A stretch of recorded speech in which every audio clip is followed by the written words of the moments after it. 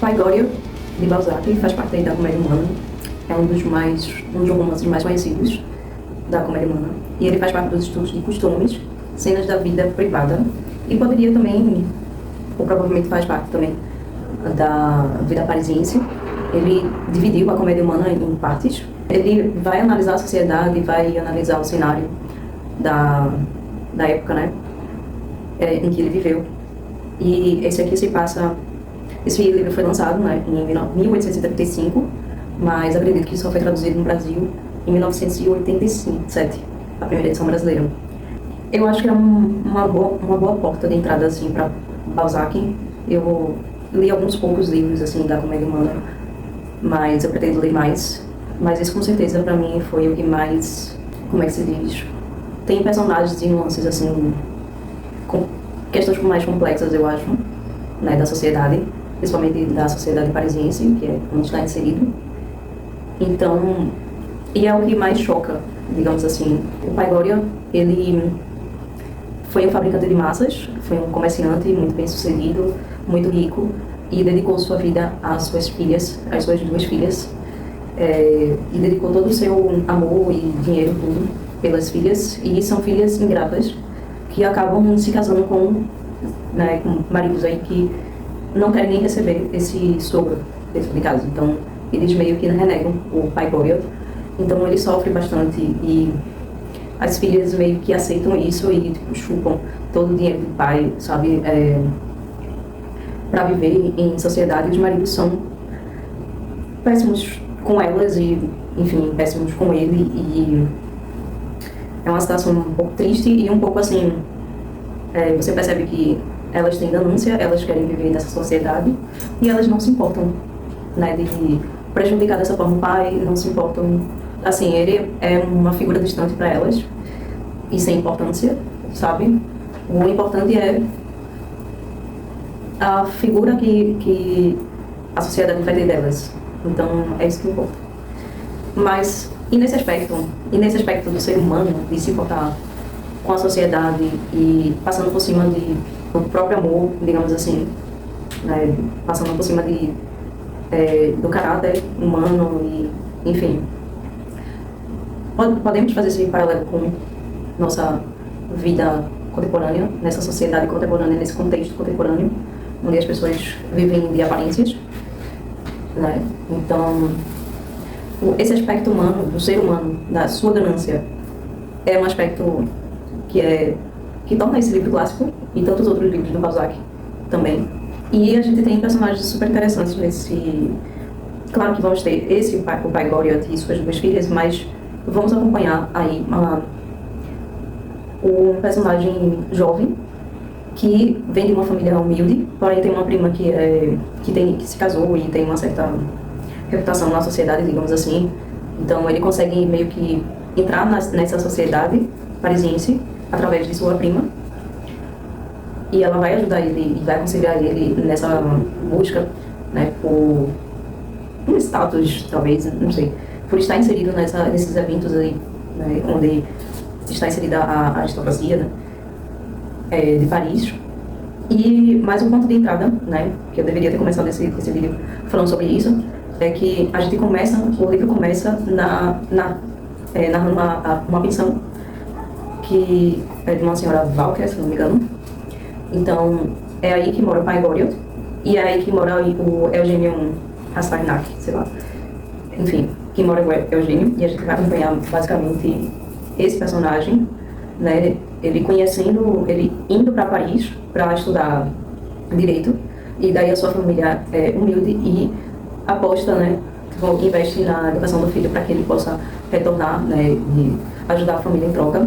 Investiram nesse filho para ele, enfim, ir para Paris estudar e, né, tornar-se advogado. Mas ele acaba conhecendo bem que a sociedade parisiense e começa a ter um certo interesse em estar naquele ambiente. Então, no começo eu achei que esse personagem ia se perder, se corromper, né, para conseguir o que ele queria, né, que era estar em sociedade que poderia. E ele teve meios para isso, ele teve pessoas ali que queriam ajudá-lo, entre aspas, né, a conseguir isso, né, de formas não muito convencionais, não muito justas ou justificadas, enfim.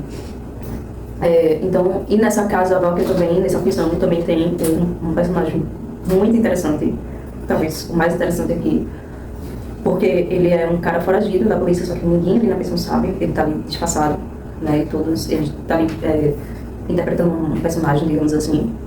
Ele gosta muito da senhora Valkyrie, ele trata todos muito bem, e ele vai tentar convencer o Eugênio de se interessar por uma menina que é meio que renegada pelo pai, mas que se o irmão morrer, ela vai ficar como herdeira, a única herdeira, né, da família, porque com seu irmão vivo o dinheiro do pai só iria para ele, mas se ele morresse, quem ia ficar com o dinheiro do pai seria ela. E ela é uma pessoa meio que renegada pelo pai, mas ele convence, tenta na verdade convencer Eugênio de se ligar a essa menina, de certa forma, para conseguir talvez um casamento, e ele arranjaria ali a morte do irmão, né, dela. Esse personagem ele é interessante porque ele consegue observar e ele consegue interpretar a sociedade, e ele consegue tipo, observar o problema da moralidade. Ele cita até filósofos e autores e etc. para contribuir com a filosofia de vida dele. E ele tem o interesse de tipo, morar nos Estados Unidos, criar boi, ter escravos e viver uma vida de riqueza, mas reservado. Ele vai escancarar os problemas morais da sociedade de uma forma muito seca, né, muito na cara de Eugênio. Mas ele é uma figura assim que tem um conhecimento, ele é muito inteligente, mas ele usa essa inteligência, né, para, enfim, para cometer crimes. Ele faz parte de uma quadrilha e, enfim. E nós temos os personagens. O Eugênio ele acaba se interessando por uma das filhas do Goriot, e ele, com o tempo, ele vai observando como elas tratam o pai Goriot. E também as pessoas da prisão, na verdade, nem sequer acreditam que são filhas dele, porque ele mora ali na prisão e ele vive uma vida de certa forma miserável. Então, e as filhas deles, né, chegam lá de carruagem e, enfim, usam roupas, né, de pessoas ricas e etc. Então, assim, ninguém na prisão acredita que o Goriot é o pai dessas meninas e começam a desconfiar que enfim, que ele pagou essas mulheres para ir pra lá, enfim. E ele é muito criticado, ele é feito de chacota, né, pelos outros moradores, mas o Eugênio ele descobre que de fato o pai Goriot é o pai das meninas, né, e que ele sofre muito com isso, né. Ele sofre porque ele perdeu a sua amada esposa, que ele amava muito, e ele dedica a sua vida e o seu dinheiro, todo o dinheiro para suas filhas, mas elas não retribuem o amor que ele consegue dar. Ele acha que é assim. Ele até endeusa, de certa forma, as próprias filhas. Então, ele tem essa relação, assim, de veneração, enfim. Então, ele dá tudo dele, né, para essas filhas ingratas.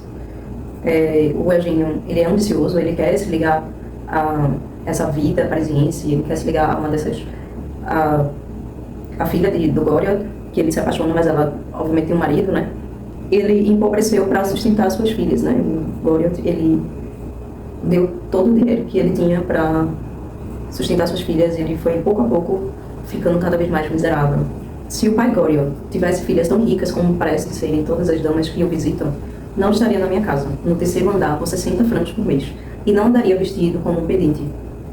E sobre o pai Goriot, o Sr. Goriot, antes da Revolução, era um simples operário da indústria das massas, hábil, econômico e bastante entendedor para poder comprar o estabelecimento do patrão, que o acaso tornara vítima da primeira revolta de 1789. O pai Goriot, ele foi um simples operário antes da Revolução, e ele foi economizando e foi conquistando espaço, né, depois, né, de uma grande depressão, de uma grande crise. E ele conseguiu investir na fábrica de massas, e daí ele conseguiu conquistar a sua fortuna, né, que depois ele perdeu, né, mas ele foi um cara que ele conquistou, de certa forma, né, o seu patrimônio. E daí tem um momento que Eugênio vai para o quarto do Goriot. É Eugênio que entrava pela primeira vez no quarto do pai Goriot não pôde reprimir o movimento de estupefação ao ver a espelunca onde vivia o pai depois de ter admirado a indumentária da filha.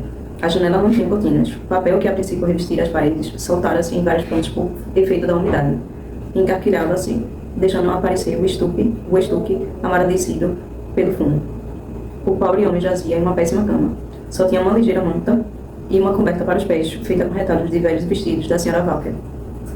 E mesmo nessas condições ele continuava ajudando as filhas financeiramente com seus maridos, que não deixavam elas desfrutarem, digamos assim, do dinheiro, enfim. Elas se importavam muito com os comentários, né, da sociedade. E como eu falei, o Eugênio, ele tem uma prima que tem uma certa condição e vive naquela sociedade, né, naquela aristocracia parisiense. E ela vai aconselhar, ela é bem fria, digamos assim, e bem crítica, e é uma pessoa que não se ilude, digamos assim. E ela fala o seguinte: quanto mais friamente calcular, mais progredirá. Fira sem compaixão e será temido. Aceite os homens e as mulheres unicamente como cavalos de posta, que deixará arrebentar em qualquer muda, e assim atingirá o alvo que deseja. Se, porém, tiver um sentimento verdadeiro, oculte-o como um tesouro. Nunca deixe que suspeitem dele, pois estaria perdido, deixaria de ser um carrasco para virar vítima. Saberá então que a sociedade, uma reunião de tolos e de tratantes, não esteja entre uns e outros. Dou-lhe o meu nome como fio de Ariadne, para entrar nesse labirinto. Então, Eugênio, ele quer entrar nessa sociedade, ele quer fazer parte, e daí ele vai pedir conselhos à sua prima, e vai pedir ajuda à sua prima, né, para que ele consiga chegar às festas e aos eventos, e, enfim. Então, e ela vai aconselhar ele dessa forma, muito friamente, muito seco e sem ilusões, né, digamos assim. E Eugênio, sobre o Valtrin, que é o nosso foragido, né, ele fala o seguinte: em duas palavras, este bandido disse-me mais coisas a respeito da virtude do que me têm dito os homens e os livros. Se a virtude não sofre capitulações, roubei então minhas irmãs. E ele fala isso porque ele vai pedir, Eugênio vai tipo, querer tanto entrar na sociedade que ele precisa de roupas, né, mas, enfim, precisa de roupas melhores, né, para conseguir, enfim, estar nos ambientes, nos eventos. E ele vai, e até para usar uma carruagem, para pedir uma carruagem, enfim, para pagar as coisas, seus transportes, digamos assim. Então ele vai mandar cartas para a mãe e para as irmãs. Vai mandar uma carta pedindo dinheiro e explicando por que ele está pedindo dinheiro. E ele é sincero em dizer que ele vai investir entre aspas nisso. A carta da mãe é bem interessante assim de ler. Ela vai dar uma parte do dinheiro dela para ele, e as irmãs também vão dar uma parte do dinheiro para ele. Elas confiam nele, né? E, enfim, a mãe dá o dinheiro, mas com certas reservas, então ela vai fazer seus comentários na carta. E é bem interessante ler essa carta também. E tem um comentário aqui, né, na narrativa de Balzac. O dinheiro só chega a ser qualquer coisa no momento em que os sentimentos já não existem. Quando se conhece Paris, não se acredita em nada do que se diz, nada do que se faz. Tudo é uma farsa. E quando tem um capítulo sobre o Valtrin, que a polícia está atrás dele, né? Tem um certo comentário que eu achei interessante também. As repartições obedecem tão passivamente como o exército, sistema que suprime a consciência, aniquila um homem e acaba, com o tempo, por adaptá-lo com um parafuso ou porca a máquina governamental. E nesse momento, depois, né, a polícia consegue falar com uma das moradoras lá da prisão para que ela consiga, de certa forma, administrar um certo veneno, sei lá, uma coisa desse tipo, pro Valtrin, para que ele morresse mesmo. E daí ela conseguiria algum dinheiro com isso. Ele não morre, mas ele vai preso, né, pela polícia, e Eugênio tem como ele tentou, né, ludibriar Eugênio assim, para que ele ficasse com uma das moradoras lá, né, com a menina que iria herdar um dia depois que seu irmão falecesse, né. Eugênio, naquele dia, fizeram um solene exame de consciência e a prisão de Valtrin, ao revelar-lhe a profundidade do abismo em que quase caíra, acabara por corroborar firmemente os seus sentimentos nobres e a sua delicadeza, para que cedesse a esta cariciosa refutação das suas ideias generosas. Uma profunda tristeza apoderou-se dele, porque ele quase cogitou, né? Teve momentos assim que ele tentou até conversar com a menina, né? Que ele demonstrou um certo interesse pela menina e a menina por ele, mas ele tinha um certo sentimento pela filha do Glória. A ideia horrorizava ele, de certa forma, mas ele, por querer se inserir na sociedade, enfim, ele cogitou, mas não foi à frente, né? Então ele fez esse exame de consciência, digamos assim. E uma parte que, para mim, acho que foi a parte mais interessante do livro, foi justamente o final desse livro, que eu não sei se falo, enfim, o pai Glória, ele vai falecer, ele vai ficar muito doente, e Eugênio, ele corre atrás para que as filhas visitem o pai antes dele morrer e tudo mais, e infelizmente elas estavam tão na vidinha delas, né, com seus próprios problemas, digamos assim, com seus maridos, que só uma delas visitou e foi muito rápido. E quando o pai Glória, ele falece, o Eugênio avisa, né, as filhas dele, e nenhuma comparece ao velório do próprio pai. Essa parte é triste e bonita ao mesmo tempo, em termos do que Balzac consegue escrever.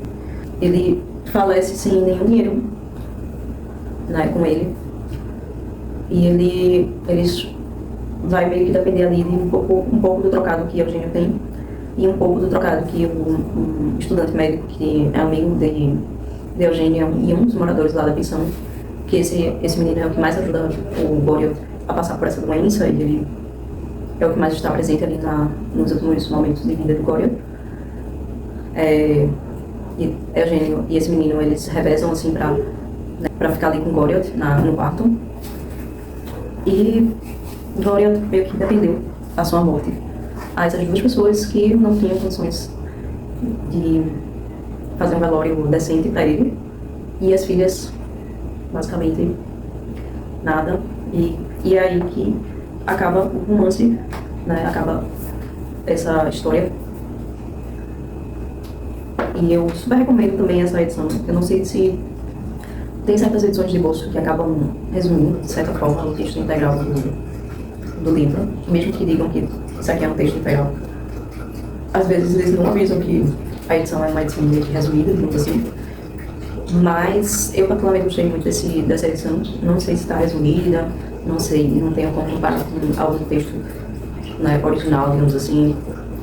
Mas tem algumas notas de rodapé. O Balzac, ele vai inserir o cenário de Paris e vai inserir ele no seu tempo, né?